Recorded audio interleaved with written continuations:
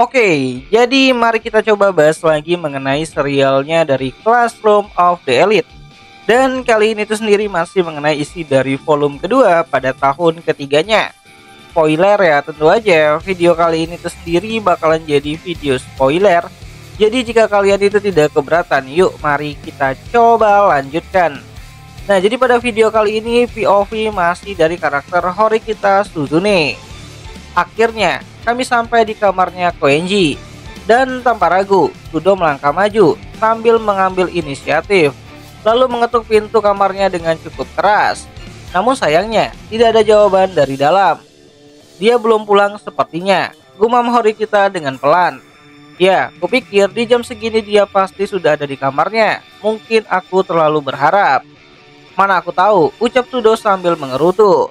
Orang itu tipenya emang suka cuek sama hal yang mengganggu dirinya. Bisa saja dia cuma pura-pura nggak dengar, sambung Sudo kembali. Ya, sambil mengatakan itu Sudo kembali mengetuk pintu kamarnya Koenji. Dan kali ini dengan cara yang lebih keras lagi. Ya, aku sendiri agak ragu kalau harus melakukan hal seperti itu. Tapi dia bisa melakukannya tanpa pikir panjang dan itu cukup membantuku.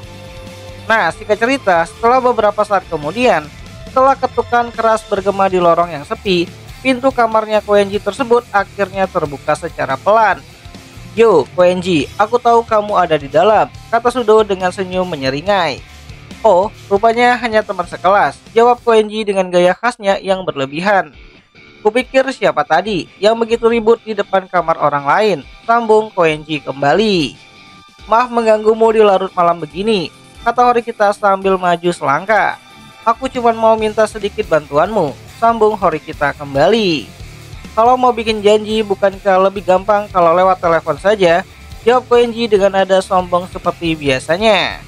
"Ya, tidak ada jaminan aku bisa menghubungimu lewat ponsel, dan aku tidak bisa menunggu sampai besok.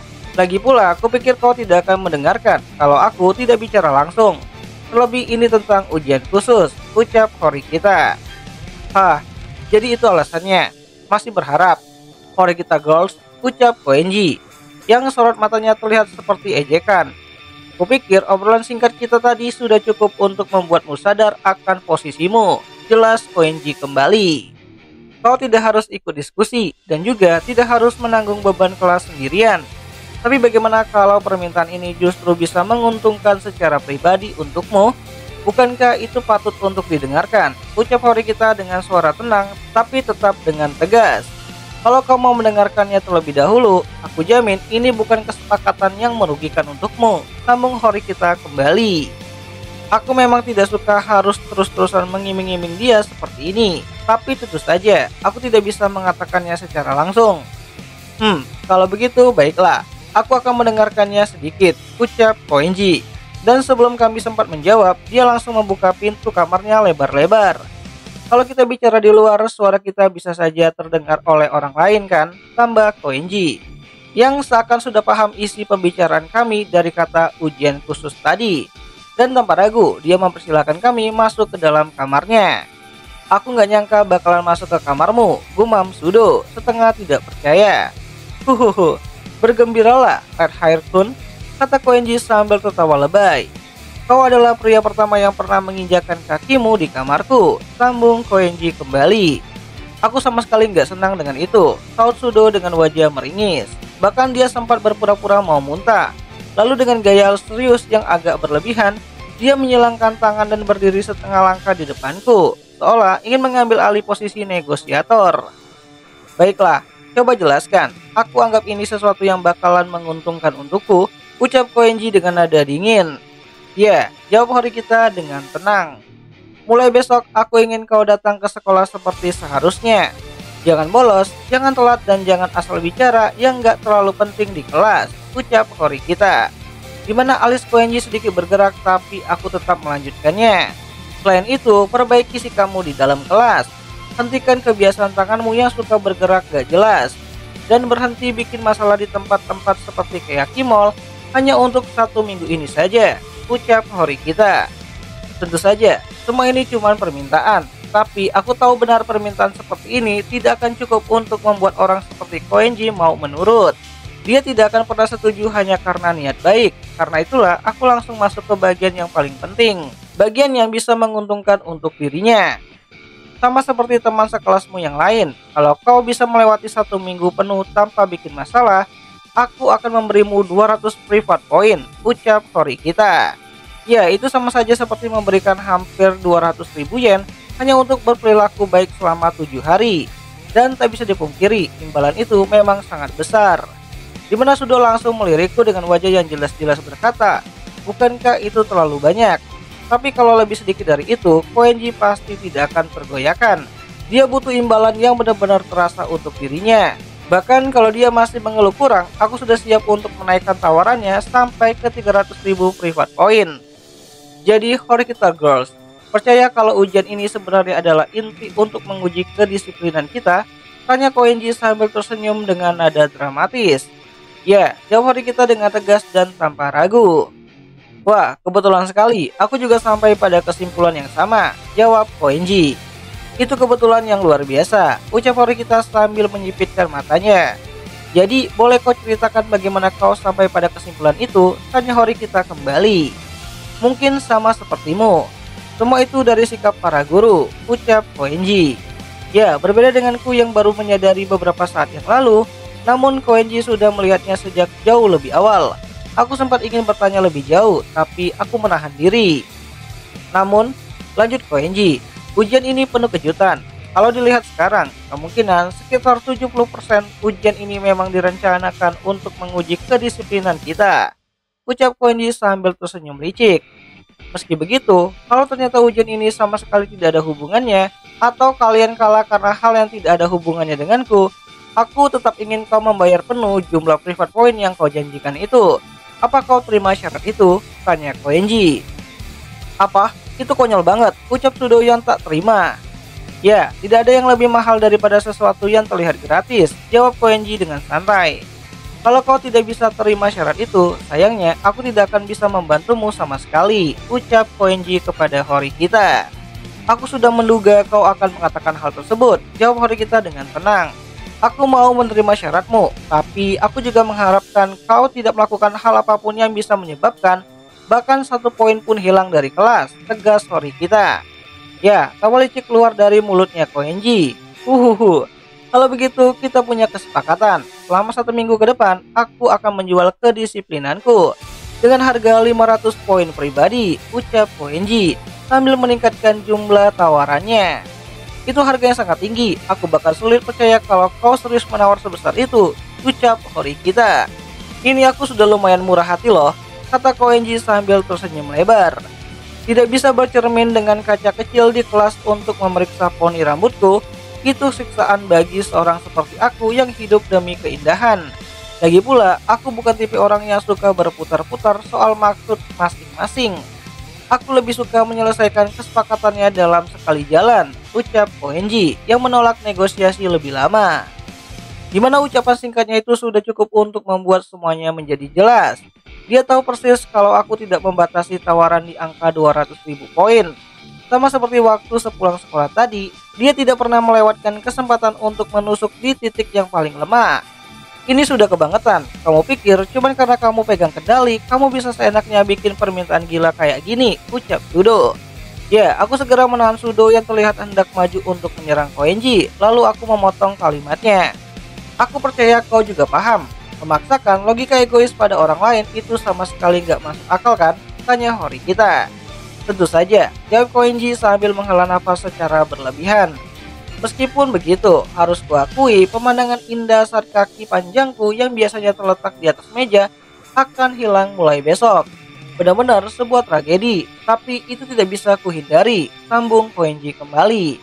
Kau yakin Suzune, 500.000 private point itu terlalu, ucap Sudo. Kesepakatan sudah jadi, potong Horikita dengan datar. Tapi aku ingin tidak ada satupun kata dari kontrak ini yang boleh keluar dari ruangan ini, sambung Horikita. Ini jelas sebuah perjudian, seperti yang dikatakan Koenji. Tidak ada jaminan bahwa menaati aturan sekolah memang menjadi bagian dari penilaian ujian khusus kali ini. Kalau peluangnya 70%, itu sudah angka terbaik yang bisa kami harapkan. Tapi saat ini, aku harus bertindak dengan keyakinan bahwa aku bisa mengubah peluang itu jadi menguntungkan buat kami. Tanpa tekad untuk mengambil resiko sebesar itu, kami tidak akan pernah bisa melampaui kelas lain. Dan lebih dari apapun, Koenji yang berdiri di depanku sekarang ini tidak akan pernah bergerak hanya untuk sesuatu yang biasa saja. Jika aku memintanya melakukan hal yang memang cuman dia bisa lakukan, seperti mendapatkan nilai sempurna dalam ujian atau mendominasi olahraga, dia bahkan tidak akan studi untuk duduk di meja negosiasi. Tapi kali ini sebaliknya, yang kuinginkan darinya hanyalah tidak melakukan apa-apa. Meski mahal, setidaknya dia mau menerima usulanku. Kalau begitu sebaiknya kalian pergi, aku masih punya malam yang panjang menantiku. Atau dia menyeringai sambil menoleh pada Hori kita. Mungkin Hori kita Girls mau menemaniku malam ini. Aku janji kau tidak akan menyesal. Goda Koenji. Oh gila ya, ayo pergi Suzune, geram Sudo sambil meraih lenganku. Dan tanpa memberi Koenji itu waktu lebih lama lagi, dia menarikku keluar menuju lorong. Jalan bajingan itu, ngomong gak masuk akal kayak gitu, gumam Sudo dengan kesal saat kami menunggu di dalam lift. Itu cuma lelucon bodoh, jangan dipikirkan. Lagi pula, negosiasinya berjalan lancar, jawab Hori kita dengan tenang. Tapi tetap saja, 500 poin pribadi itu hanya untuk tidak ngapa-ngapain, itu terlalu banyak. Apa menurutmu nggak begitu? Tanya Sudo. Kalau murid lain sampai tahu, mereka pasti bakalan protes, kata Hori kita dengan tenang. Lalu segera menambahkan untuk menenangkan Sudo. Tapi tenang saja, aku tidak ada niatan untuk membuat teman sekelas lain menanggung biaya poin pribadi ini, sambung Hori kita kembali. Itu bukan maksudku, balas Sudo sambil mengaruk kepalanya dengan canggung. Meskipun itu dari kantong pribadimu sendiri, tetap saja bakal ada orang yang gak terima kalau mereka sampai mendengar soal ini, ucap Sudo. Kau benar, ucap Hori kita sambil mengangguk setuju. Itulah tepatnya alasan aku memintamu ikut. Aku percaya padamu, Sudo-kun. Kau tidak akan memberitahukan siapapun soal negosiasi ini kan, hanya Hori kita. Ya, aku memang tidak mengatakannya secara langsung, tapi maksudku jelas. Ini harus benar-benar dirahasiakan. Dimana Sudo sempat terlihat bingung, tapi di saat tangannya bergerak menekan tombol naik di lift, dia memberikan anggukan tegas kepadaku. Ya, kalau kamu yang minta aku buat jaga rahasia ini, aku nggak bakalan bilang ke siapapun, ucap Sudo. Terima kasih. Oh ya, turun ke bawah juga nggak apa-apa, ucap Hori kita. Ya, sebelum tangannya Sudo yang perlahan terulur menekan tombol lift, aku sudah lebih dulu menekan tombol turun. Aku akan lewat tangga darurat saja. Bagaimanapun, terima kasih sudah membantuku secara mendadak hari ini. Dan selamat malam, ucap Hori kita. Ya, dengan ucapan terima kasih itu, aku berbalik dan melangkah menuju ke pintu tangga darurat. Suzune, teriak Sudo, yang suaranya memanggilku dan menghentikan langkahku. Ada apa? Tanya Hori kita. Aku itu, ucap Sudo dengan terbata-bata. Ya, entah dia belum terpikirkan kata-kata yang pas atau dia memang tidak tahu bagaimana harus mengatakannya. Aku sedikit memiringkan kepalaku dan melihat sikapnya yang gelisah saat dia tersendat-sendat mencari kata-kata untuk diucapkan. Kalau ada yang mau disampaikan, katakan saja. Apa kau tidak suka dengan caraku menyelesaikan masalah tadi? Tanya Hori kita. Bukan itu maksudnya, ucap Sudo yang sambil berusaha keras mencari kata-katanya. Aku mungkin gak bisa menggantikan posisi dari Ayano Koji, tapi tetap saja, ucap Sudo. Ayano Koji-kun, mendengar nama itu mataku terbuka lebar karena terkejut. Aku gak sekuat ataupun sepintar dia, tapi meski begitu aku akan selalu ada di sisimu, Suzune. Jadi kapanpun kau kesulitan, andalkan aku seperti hari ini, ucap Sudo kembali. Ya, dengan mata yang penuh tekad, Sudo menatap lurus kepadaku saat mengatakan hal tersebut. Kau sempat bikin banyak masalah untuk kelas di waktu tahun pertama. Jadi untuk tahun ini, aku harap kau bisa menebusnya sampai akhir, ucap Hori kita. Terkejut Sudo. Ya, mendengar jawabanku yang lugas dan tanpa ampun, Sudo hanya bisa tersenyum dan mungkin juga keluar keringat dingin. Liftnya sudah datang, sampaikan salamku untuk Onodera, ucap Hori kita. Sampai ketemu besok, balas Sudo dengan canggung. Sampai besok, balas Hori kita. Ya, aku memperhatikan Sudo yang masuk ke dalam lift, lalu berbalik dan berjalan menuju tangga darurat. Terima kasih Sudo, kata-katamu tadi benar-benar membuatku senang, ucap Hori kita dengan pelan. Dimana kalimat itu tidak bisa kuucapkan keras-keras, setidaknya untuk sekarang ini. Dan karena aku masih belum bisa mengabaikan kehangatan yang muncul di dalam dadaku, aku punya orang-orang yang berdiri di sisiku, teman sekelas yang bisa kuandalkan. Bahkan jika Ayano Koji-kun sudah tidak ada, aku tidak boleh terus-terusan terjebak di dalam keputusasaan. Ya, aku harus menemukan cara, apapun yang terjadi, untuk membalas dukungan orang-orang yang terus percaya padaku. Nah, jadi itulah lanjutan untuk volume kedua ya, pada adaptasi untuk light novelnya Classroom of the Elite di tahun ketiganya. Dan jika kalian suka dengan konten seperti ini, kalian bisa bantu aku dengan cara tulis di kolom komentar, "Bang, lanjut bang," nanti akan aku coba lanjutin ceritanya. Dan ya, akhir kata itu aja lah dulu mengenai video singkat kali ini, dan jika ada yang salah aku minta maaf, dan ya sampai jumpa di video yang lainnya. Ya nih.